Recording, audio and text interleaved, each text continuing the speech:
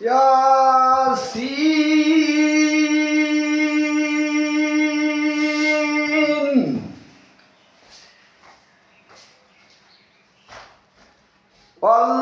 والقرآن الحكيم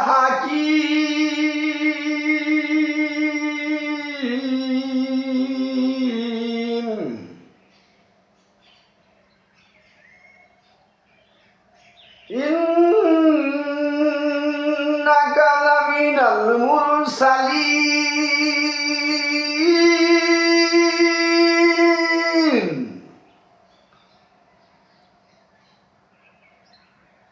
على صراط مستقيم تنزيل العزيز الرحيم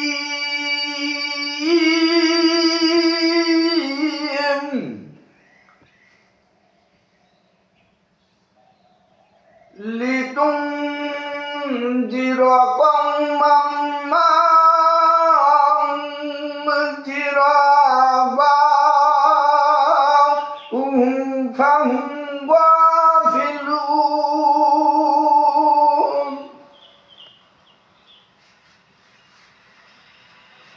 سبحان الله الحمد لله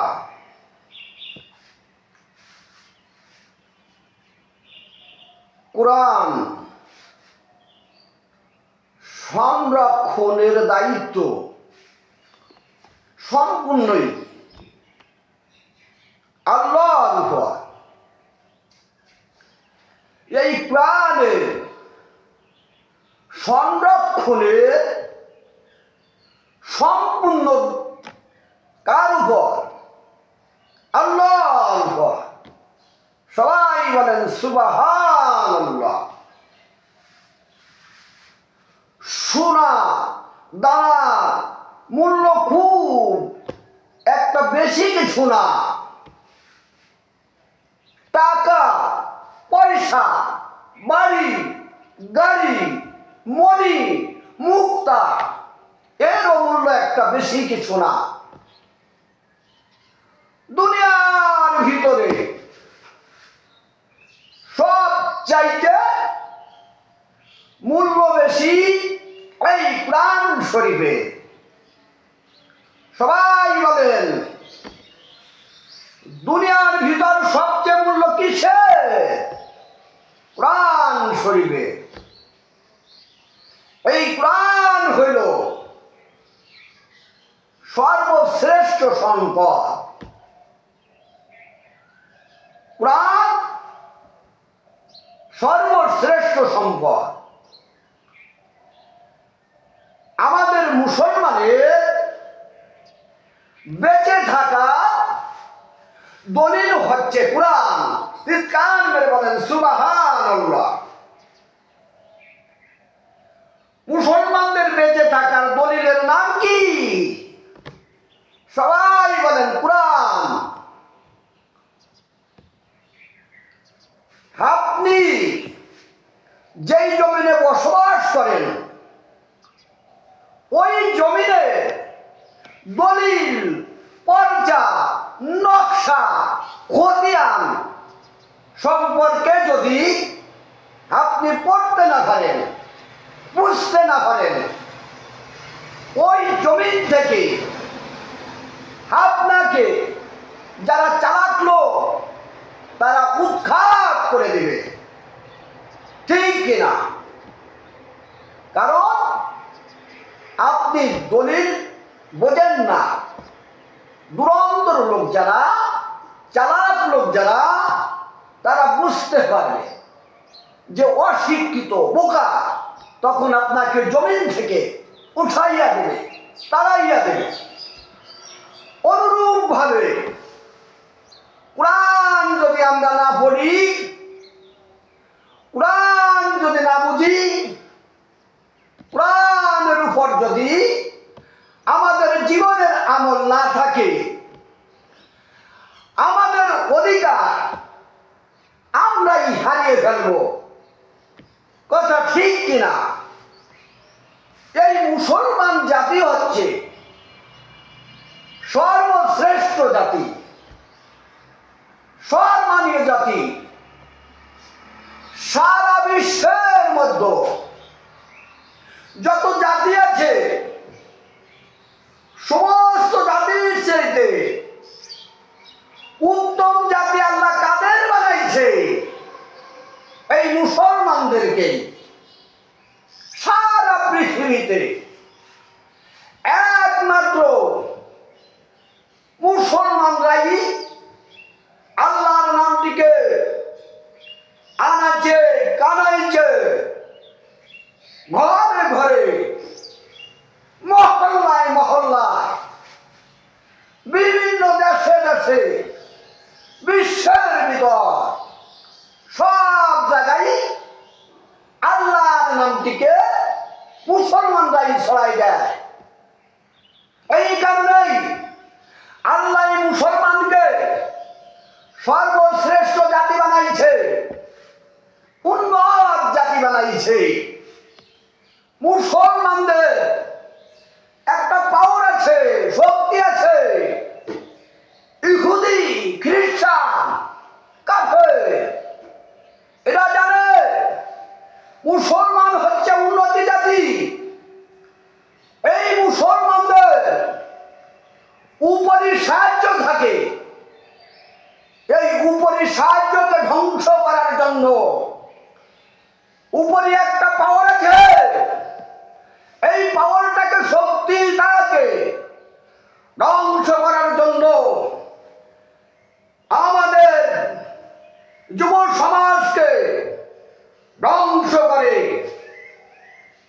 এই যুব সমাজ ওদের মোবাইলে ইহুদি, খ্রিস্টান, কাফেরদের চাল চলন দেখে, আচার আচরণ দেখে ওরা সব কোরআন ভুলে যাচ্ছে, কোরআনকে ভুলাই দিচ্ছে। এটা একটা বিদেশি চক্রান্ত। কথা ঠিক কিনা? সারাদিন যদি মোবাইলে আপনি বিধর্মীয় সব কিছু, খাওয়া দাওয়া, উঠা বসা, চাল চলন এই মোবাইলে দেখেন, তখন তাদের আচার আচরণ আপনাদের ভিতর ঢুকে যাচ্ছে। এই কারণে কোরআনের প্রতি আপনাদের মন নেই। এই কোরআনের ভালোবাসা থেকে আপনারা বঞ্চিত হয়ে যাচ্ছেন। উপরের যে একটা রহমত, আল্লাহর যে একটা রহমত, এই রহমত থেকে আপনাদের বঞ্চিত করছে। কারণ কি? তারা আমাদের নবীর শত্রু ছিল, ওরা চিরশত্রু। আমার নবী এই কোরআনের কথা বলতে গিয়ে দাঁত ভেঙেছে। আমার নবী আযান দিতে গিয়ে, আমার নবী দ্বীন প্রচার করতে গিয়ে তার মাতৃভূমি এলাকা ত্যাগ হওয়া লাগছে। কথা ঠিক না বেশি? এই সমস্ত শত্রুরা এখনো এই কোরআনের প্রতি জুলুম চালাচ্ছে, অত্যাচার চালাচ্ছে, আমাদের যুবদেরকে ধ্বংস করে দিচ্ছে। ওরা যাতে এই কোরআনের পথে না থাকে, কোরআন যাতে ওদের মজা না লাগে, তার জন্য ওরা বিভিন্ন কায়দা বায়দা, বিভিন্ন টেকনিকের মাধ্যমে মোবাইলে মোবাইলে পরিচয় দিচ্ছে, যাতে এরা মাথা তুলে দাঁড়াইতে না পারে। তারা জানে মুসলমান সর্বশ্রেষ্ঠ জাতি। এই জাতিকে ঠেকানোর মতো সারা বিশ্বে কেউ এদেরকে দাবিয়ে রাখতে পারবে না।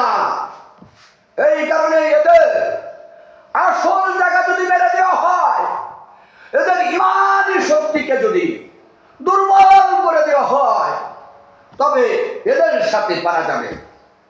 এই কারণেই এই কোরআনের এত শত্রু। আমাদের এই কোরআন উল্টো পাল্টা হয়ে যেত। আজ পর্যন্ত এই কোরআন সঠিক পথে আছে। কারণ কি? আল্লাহ বলছে এই কোরআনকে আমি সঠিক পথে রেখেছি। এই কোরআনকে সংরক্ষণের দায়িত্ব সম্পূর্ণ আমি আল্লাহর উপর। আল্লাহ তাই কোরআনে পাকে ঘোষণা করিয়া বলেন, ইন্না নাহনু নাযালনাল যিকরা ওয়া ইন্না লাহু লাহাফিজুন।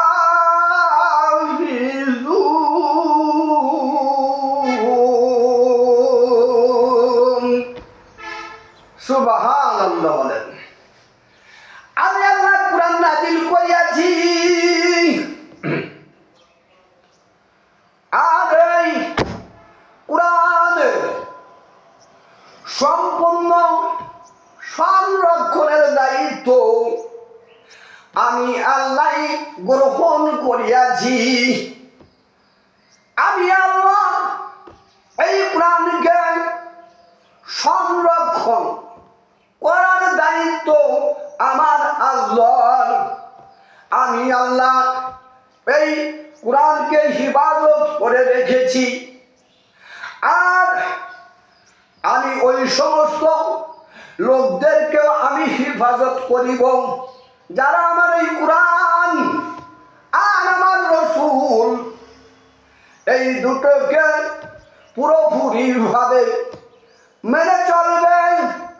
আমি আল্লাহ তাদের দুনিয়াতে বেইজ্জতি হতে দিব না, আবার আখিরাতের বেলায়ও বেইজ্জতি করিব না। আল্লাহ বলেন আমার আল্লাহর আইন আর আমার কোরআনের আইন আর রাসূলের তরিকা ওরে যারা পুরোপুরি মেনে চলবে তারাই তো আমার ওলি। সুবহানাল্লাহ বলেন। আমার এই কোরআনের আইনটা আর রাসূলের তরিকা যারা মেনে চলবে তারাই তো আমার ওলি। আমার ওলিদের মৃত্যুর পর তাদের রূহের উপর হাজার হাজার দোয়া দুরূদ সাদকা পরিচয়া দিব। সুবহানাল্লাহ বলেন।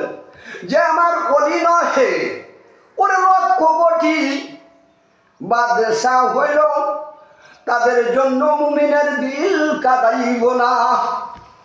এই কোরআনকে আল্লাহ যদি লোহার সিন্ধুকের ভিতর রাখত, এই কোরআনকে যদি আল্লাহ ব্যাংকের লকরে রাখত, এই কোরআন চুরি হওয়ার সম্ভাবনা হইত। এই কোরআনকে আল্লাহ লোহার সিন্ধুকেও নয়, ব্যাংকের লকরেও নয়, আল্লাহ এমনই এক জায়গায় সংরক্ষণ করিয়া রাখিয়াছেন। দিনের শত্রুরা, কোরআনের শত্রুরা যদি এই কোরআনকে নষ্ট করার চেষ্টা করে, কষ্টিত কালেও তারা নষ্ট করতে পারবে না। এই কোরআনকে আল্লাহ কোথায় রেখেছেন?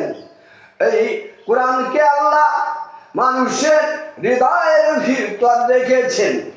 30 পারার কোরআনকে আল্লাহ এই মানুষের হৃদয়ে স্থান দিয়েছে। একজন হাফেজকে যদি একটা টেবিলের উপর শুয়াইয়া এক সিরাঙ্গে সিন্দিয়া বারবার ফটো তোলা হয়, ওই হাফেজের শরীরের কোথায় কি আছে, কোন রোগ আছে, সমস্ত রোগগুলোই ওটাই উঠে যাবে। কিন্তু হাফেজের কোথায় যে কোরআন রেখেছে আল্লাহ, এই হৃদয়ে কোথায় যে আল্লাহ কোরআনকে রেখেছে কেউ কোনোদিনও খুঁজে পাবে না, এবং কোনো মেশিন দ্বারাও উঠা আনা যাবে না। কারণ কি? আল্লাহ বলছে এই কোরআনের সংরক্ষণের সম্পূর্ণ দায়িত্ব আমি আল্লাহ গ্রহণ করিয়াছি। আমি কোরআনকে এই মুসলমানের উপর দিয়েছি। এই পৃথিবীতে যত জাতি আছে তার ভিতর উন্নতি জাতি, সর্বশ্রেষ্ঠ জাতি এবং একমাত্র আমার মনোনীত ধর্ম হইল Islam. Islamic selected religion by the grace of Allah. আল্লাহর নিকট হতে এই কোরআন এসেছে, ইসলাম এসেছে। Islam selected religion by the grace of Allah, সরাসরি আল্লাহর নিকট হতে এসেছে।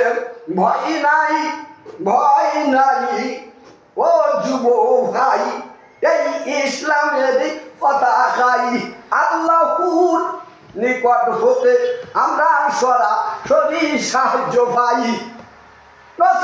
এই ইসলামকে টিকানো হয়তো বড়ই দায়। ভয় নাই, ভয় নাই ওরে যুব ভাই, ইসলামের পতাকাই আল্লাহর নিকট হতে আমরা সরাসরি সাহায্য পাই।